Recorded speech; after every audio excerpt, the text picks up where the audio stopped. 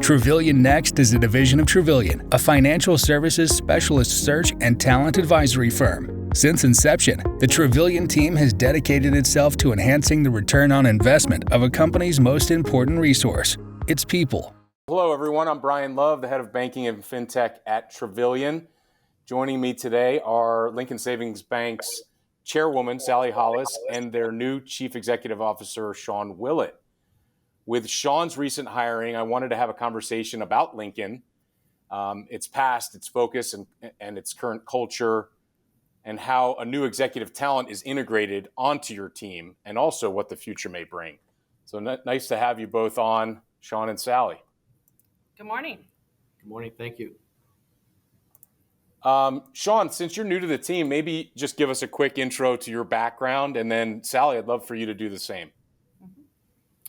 Sure, happy to. So I've been in financial services for my entire career. Banking specifically started at JP Morgan, then moved to Morgan Stanley. So I'm not a traditional community banker or a retail banker. And then 6.5 years ago, I had the opportunity to return to Western New York, of which I'm a native. And joined Five Star Bank and held a variety of roles at Five Star, culminating in the Chief Administrative Officer role, where I had responsibility for predominantly all of our infrastructure, as well as key lines of business, including banking as a service. Terrific. How about you, Sally? I'm an engineer, so my background is mechanical engineering, and I grew up in a banking family. My father was a banker, so it's kind of fun to be in banking, but spent the majority of my career, the first 15 years, in a number of different roles at John Deere in their power systems and ag division, before returning to work on our family farm that I've worked on with my husband for the last 10 plus years, where we raise commercial crops, organic crops, seed corn, and hogs. And I've been serving on the bank board since 2017. And only recently became the chairwoman of Lincoln over the last 2 years, correct? Correct. About 2 years ago. Well, very, very interesting backgrounds for the two of you. And I wanted to start, Sally, talking a little bit more about the board. And I also will start by saying that your bank has been a terrific client of Travillian's for some time. So again, can't thank you enough for hopping on with us. But let's talk about the board dynamics at Lincoln. We talk to a lot of boards, weekly, and there have been several new board members added to your board. So tell us a little bit about what steps you've taken to replenish your board over the last few years. Yes, I would say our board, we have 10 members on our board. And our bylaws, we have a maximum age of, you can serve on the board of directors until the annual meeting after your 72nd birthday. So we looked at our board, pretty proactive, our governance committee, probably 4 or 5 years ago, starting to look at who do we have retiring off the board. And we saw that we had several that were going to be getting close to 72. And so we proactively started a search and took the board a little bit larger, up to 12 members, 12, 13, as we looked to get the skill sets that we were going to need when individuals hit that 72nd birthday. And so we looked at what skill sets do we have, what skill sets do we need, and two of the areas that we really looked at adding were around the legal. We did not have an attorney on our board of directors and felt like that would be a good skill set for us to have. Along with looking at our audit and financial experience, and we had individuals who had been longtime members of our audit committee who were going to be stepping off, and so really looked for someone with a really strong financial acumen. And I think, along with always looking for diversity of thought here on the board. And so we started with sharing with our employees. Here are the skill sets that we're looking for. We asked for them to, share people that they were familiar with, and it was just through word of mouth and through connections. We did a number of interviews, screens, and then eventually, full interview by the board until we selected two additional directors who have been part of us. They joined in 2021. And so I would say we have a really strong board. I think it's one of our strengths. We have some really strong talent, strong skills, and expertise that bring really good diversity of thought and oversight to Lincoln Savings Bank. Well, thanks for that response, Sally. And I got to know your board a little bit last summer as we engaged on the CEO search. And I was very impressed by the backgrounds and personalities on the board. So great job in your recruitment of talent for the board. And let's bring Sean into the fray here. So as we're doing that search, I'm curious, Travillian had several unique candidates in the mix. And what was it about Sean that stood out to you? Outside of his wonderful coif of hair. Like, this could be fun. This could be fun. Keep it professional, please. Yes. No Okay. All right. So seriously, I guess, like who is Lincoln Savings Bank and what type of a leader I think do we need is the question that the board asked. And, we're a strong community bank that prides itself on serving our customers and building strong relationships.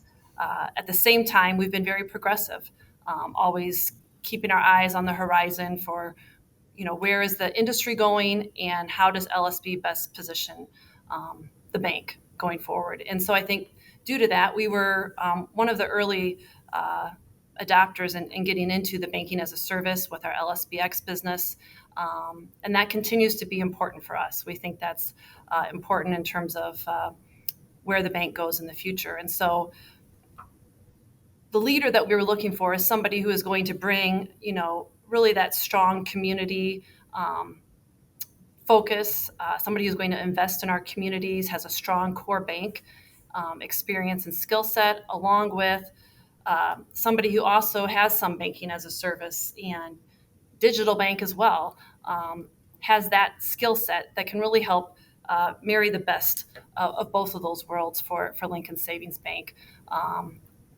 Along with just the current economic environment, we were looking for somebody who would be, have a proven track record of improving profitability, of focusing on what are the core businesses, and we want to make sure that we're great at them. So how do we continuously improve our processes? How do we drive cost optimization?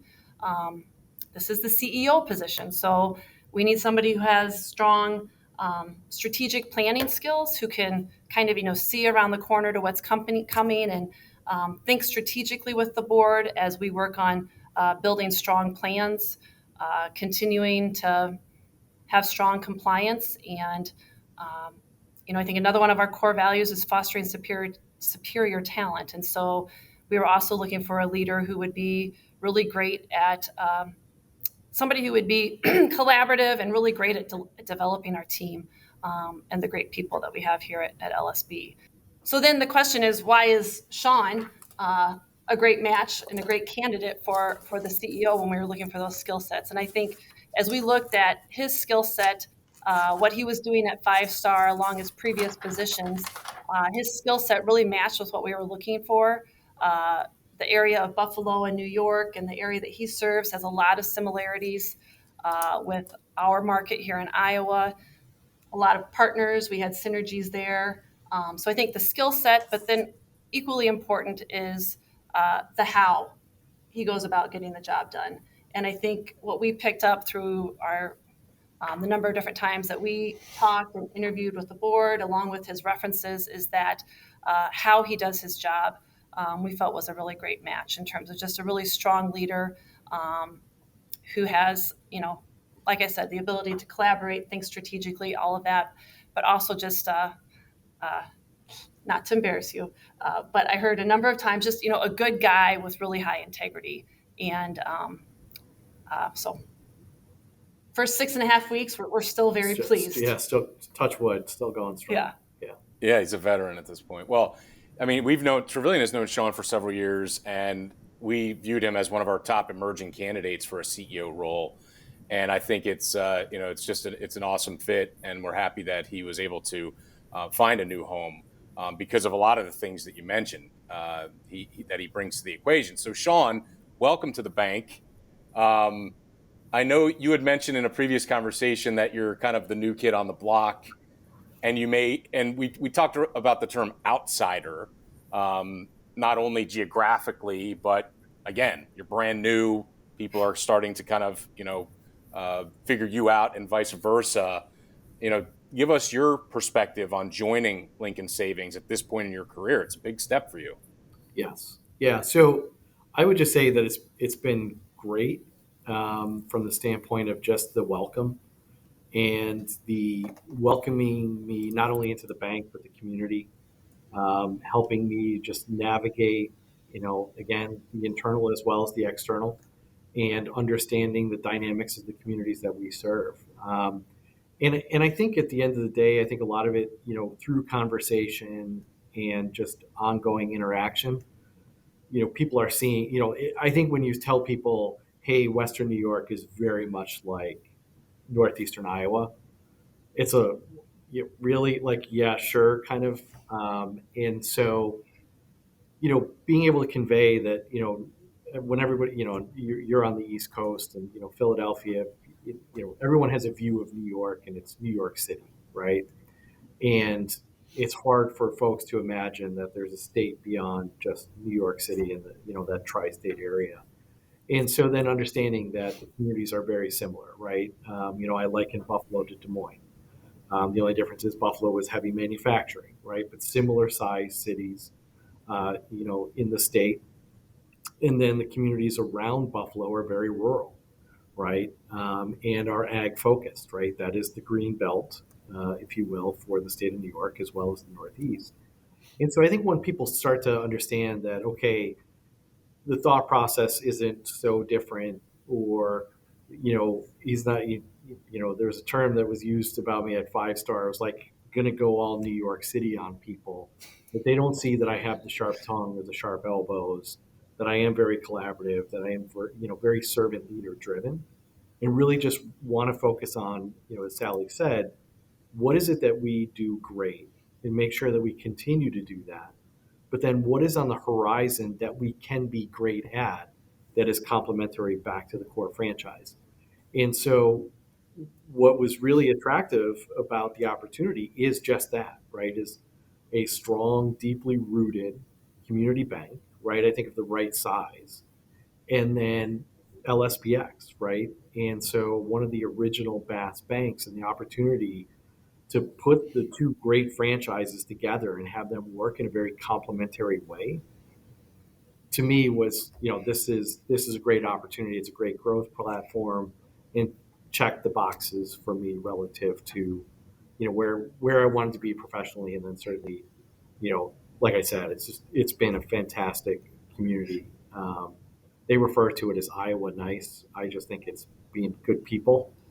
We in Buffalo, we refer to it as a city of good neighbors. It's the same. It's the same, right? So that's what really has just made it great.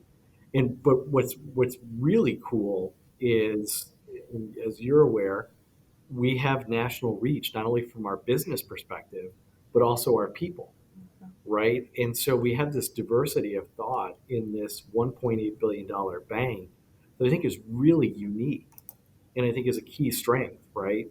And so to be able to capitalize on some really great people and the diversity of thought and perspective and experience that they can bring to the table to drive the franchise forward is really cool. And I think that's, for me, as you know, through the process, all of those were questions that, were certainly top of mind for me, right? Is understanding the culture.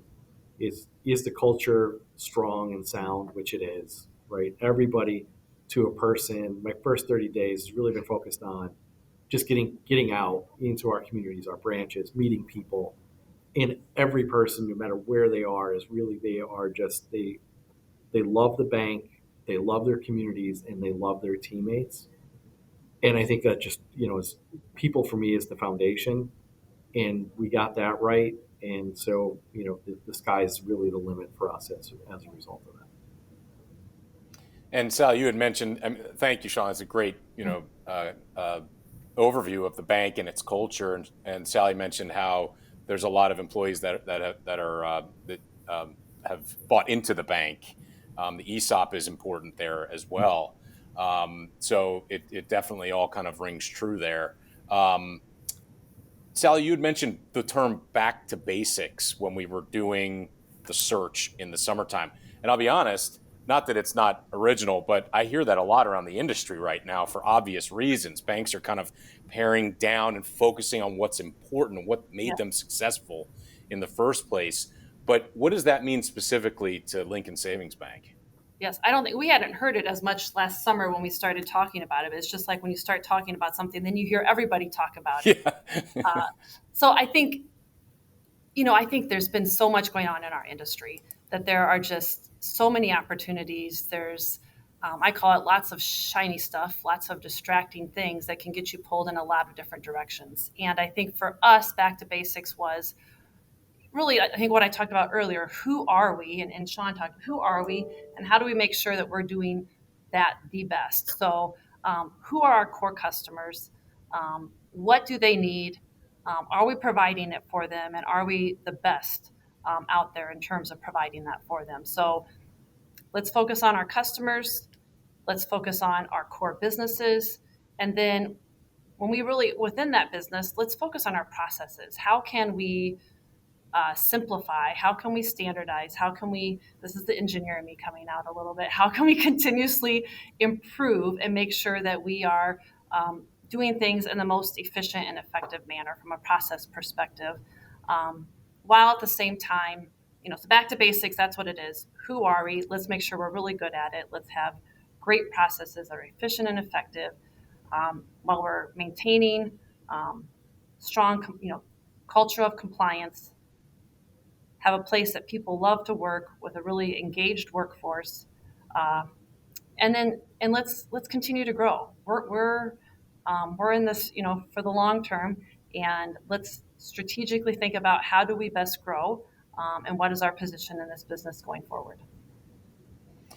Yeah, as you're saying that, Sally, I've got kind of a two-part question. First part to Sean and then to you. Okay. Basics.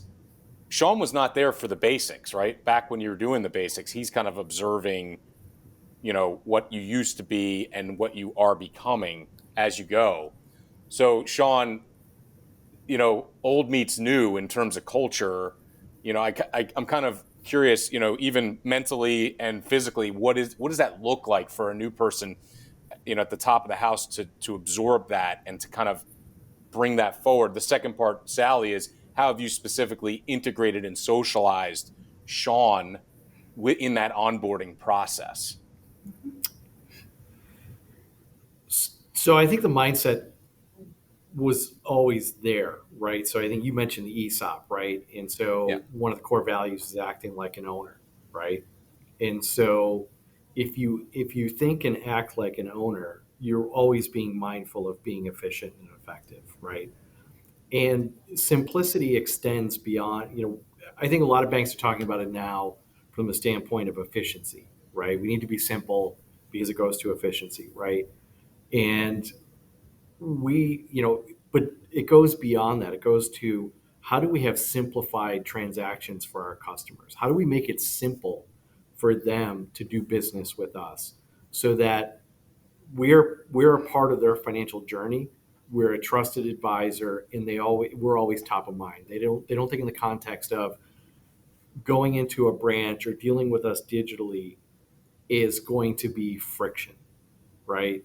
I mean, how many times in your own personal financial life do you dread doing something because you know that the tool that you're using or the financial institution you may be using has something that just isn't great from a customer experience perspective?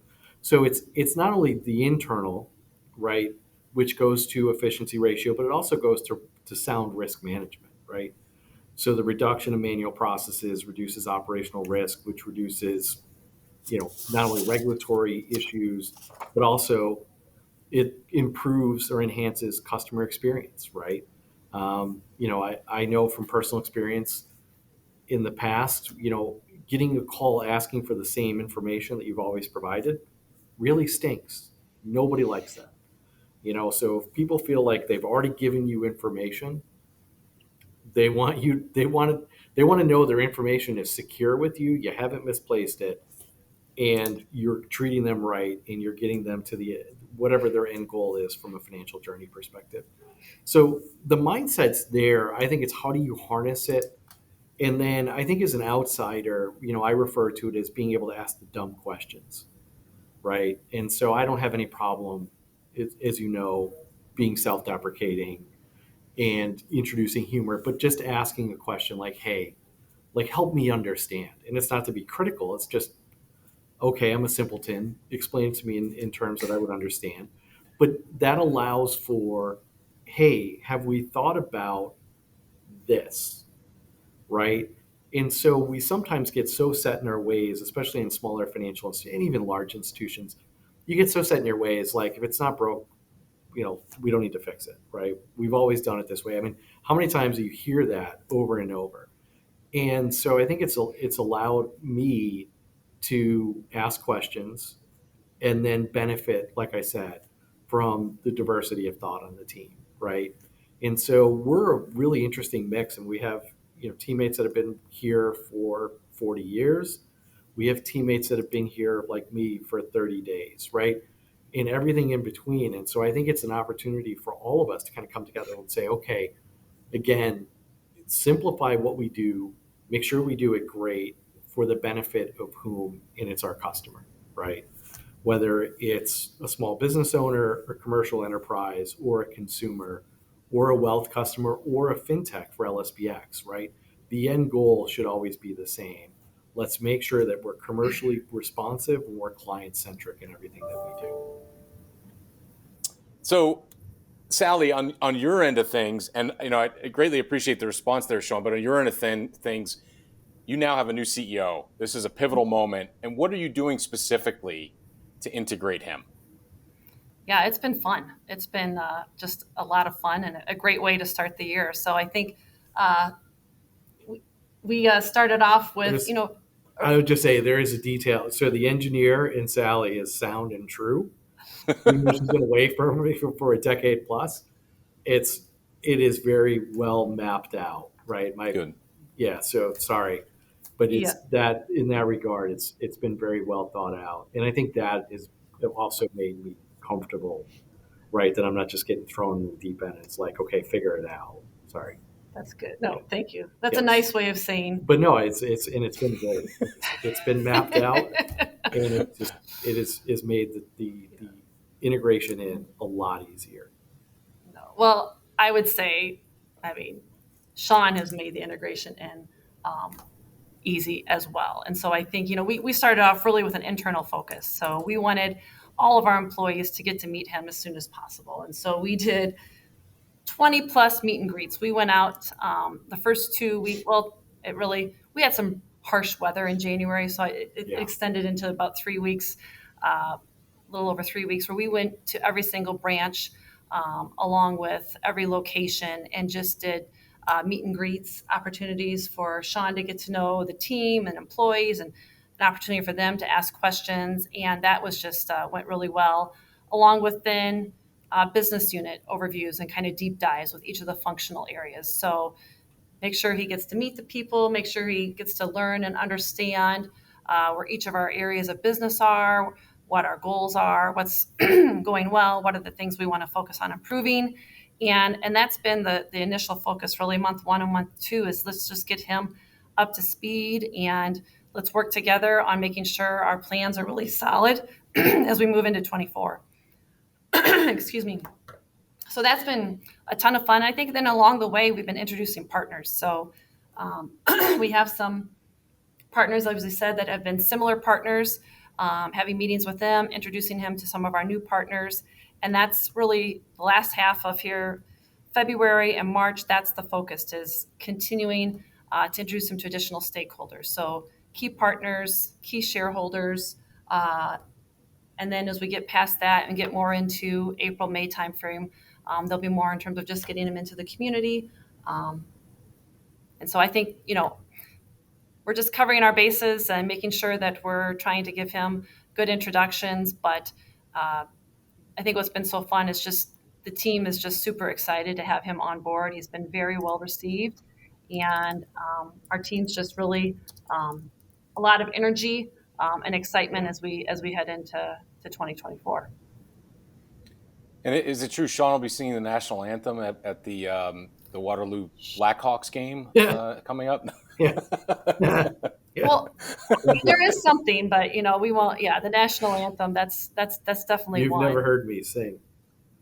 Yeah, that's the first thing. There's this. I won't go there, but there's this chipmunk that. Yes. Yeah. I haven't looked that up yet. Yeah. I have an idea for him. Well, he has the voice of an angel. Anyway, so the one thing that's super exciting, and you have a core franchise that's terrific, but the BaaS part of LSBX, the part of the bank that is focused on fintech partnerships, has been exciting for Travillian to follow, and you're on our Tech Forward Bank Index, and we've helped you with searches in that division in the past. I wanted to just ask some questions about that. Because, as you mentioned, Sally, and Sean, your background at 5-Star was with BaaS and some of the same partners, and the ecosystem was known to Sean, which was just a super added bonus.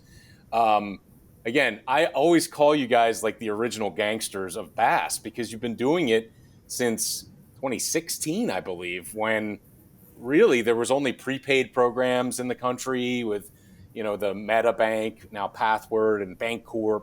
And, you guys thrust onto the scene. A lot's changed. There's been, almost like sea changes maybe 2-3 times since 2016 around BaaS. So I wanted to hear about your strategy with BaaS going forward, especially with Sean and his knowledge base and his leadership. Sure.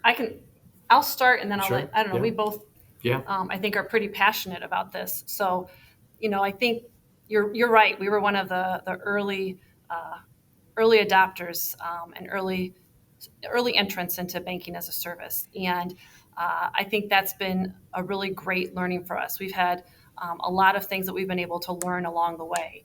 And when you say it's been a changing industry, it's it continues to change. And so as we move forward, we're looking for really those kind of strong value-driven opportunities, maintaining a strong risk management and compliance, and really focus on the customer. How do we take a customer-focused approach and really building strong partnerships? I think there's a lot of opportunities for us now that we've really, I think we're in a great position to be able to take advantage of everything we've learned over the last 8 years that we've been in this. So what else? I would agree with all that, obviously, and I think Sally nailed it. Is that just because of, to your point, the evolving landscape, right? Especially from a regulatory-driven perspective, there are a number of opportunities in the marketplace for us, right? To be very selective, right? Make sure that I'm very focused on exchange of value, right? Sourcing partners that have an appreciation for regulatory compliance. All of those, and then certain use cases or select use cases, not certain, but select use cases where I think there's a lot of white space opportunity we can lean into because we have the infrastructure in place. We have the people, the process, the technology, right? That puts us, like I said, in a very unique spot. And again, it really goes back to how is it complementary to the overall franchise. And so we think about it from the standpoint of its deposit diversification, its revenue diversification. And so all of that presents opportunity, allows us to bring those funds back to the core franchise, and then perform relationship lending in our communities at improved NIM, which then contributes to profitability, right? So it all works together in a very harmonious and synchronous way that it makes a ton of sense. And it's great to actually have that in place, right? We have the logical separation. As you know, at 5-Star, we were building it. And so it's a lot harder when you are, you're driving the car as at the same moment you're building the car, right? And I thought we did a very good job at 5-Star. Now this allows us, and me to take a even further step in that regard, because we have all of that infrastructure in place. So super excited about the business. But at the end of the day, what is core for us is, a core principle is obviously risk and compliance, right? Looking at what's happening in the landscape and learning from it, right? Obviously, certain banks are finding themselves in trouble, and we don't take any joy in that. That's not a schadenfreude for us. But we look at it from the standpoint of it allows us to learn those valuable lessons and make sure that we've either incorporated it into our program, or it is something that we recognize we need to make further investment. So, and then having strong key, core relationships with our regulators, I think is also paramount. And something that's always guided me is to have that strong transparency and collaboration with our regulators, right? They're a stakeholder in creating long-term value, right? And I think that if you recognize that, the regulatory conversations go a lot smoother. They're not perfect, but it becomes a much smoother conversation. And it becomes more collaborative with them as well, right? You build up goodwill. You can have conversations. You can bounce ideas off of them. They have an understanding of where the franchise is going. So it checks a lot of boxes, both internally and externally, from a reg affairs perspective. Yeah, and again, we're friends with a lot of the other BaaS banks, and it's a viable business through and through, but there's obviously some things that are still being ironed out. Final question, a little bit off script, but final question. So again, we have a new CEO and we have the chairwoman who ran, basically a search to find a new CEO. What advice do you both have from your perspectives to other banks that may be considering starting their succession planning process at the top of the house, or really wherever it is in the house? Sally, you want to go first? Sure. The first thing that comes to mind is to make sure that you have a number of discussions with the full board, and with the management team, and broader the key stakeholders, and understand where is the bank at, what is your strategic plan, what is the vision, who is the right leader, and what is that skill set that you need. The more discussion that you can have on that, and the more that you're really clear on what it is you're looking for, I think it just helps the process go so much more smoothly. So, Travillian was great to work with. So I have to say, if you're working on succession, you get to that point, I would recommend working with Travillian.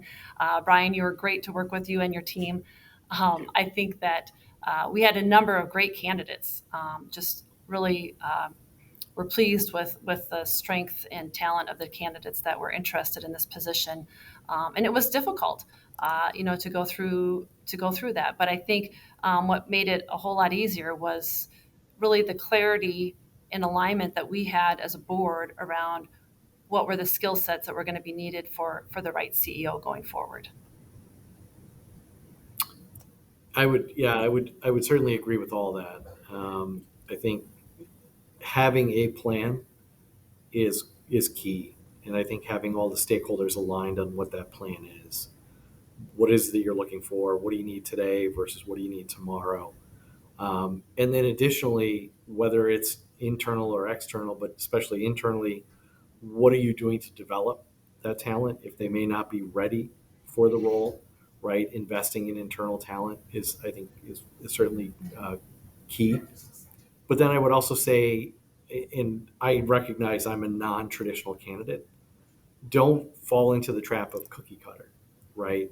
And I think a lot of banks do that. I think a lot of smaller financial institutions do that. And I think you miss out on great talent opportunities as a result. And you miss out on unique perspectives. I think you miss out on folks that are potentially better positioned for the future, what's on the horizon versus what's happening today, right? And so, and I do think that for overall viability of financial institutions, community banks in particular, you do have to have something that's unique beyond, and this goes beyond talent, right? That drives profitability, right? That creates, whether it's deposit opportunities or revenue opportunities for you, because otherwise, as you know, it's hyper competitive, right? A scary statistic from Cornerstone is, I think as of June last year, 47% of all checking accounts opened in the United States were opened by non-banks, right? Mm. Which means that the rest of us are fighting for the 53%, right? So you need, whether it's in traditional lines of business, whether it's wealth management, whether it's insurance, whatever, you do need some diversification. But to get there, you have to have the right mindset. You have to have the right talent that identifies those opportunities on the horizon. And so that goes back to cultivating the right culture and the right talent acquisition, retention, development, all those good things. So, Well, that's a whole other can of worms that we'll get into in part 2 when we shoot it in like April or something. Uh, April, but no, great. yeah. What's that, Sally? April Fool's Day? No, Yeah, there we go. And thank you so much for the compliment too, Sally. I guess on that note, I just wanted to thank you both once again very, very much for spending some time with me today and talking about the industry, talking about Lincoln Savings past, present, and future. And I wish you both the best of luck in your future endeavors. thank you. Thank you. We appreciate the partnership and look forward to continuing to grow it. So thanks. You bet.